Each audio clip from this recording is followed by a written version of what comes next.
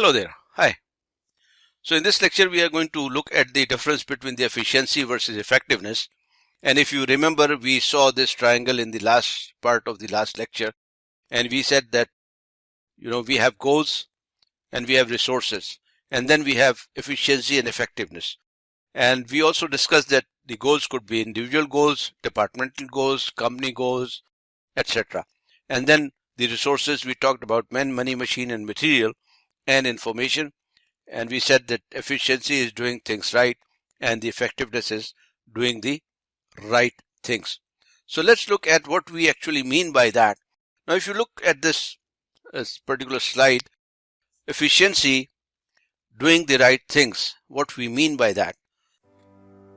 Thanks for watching.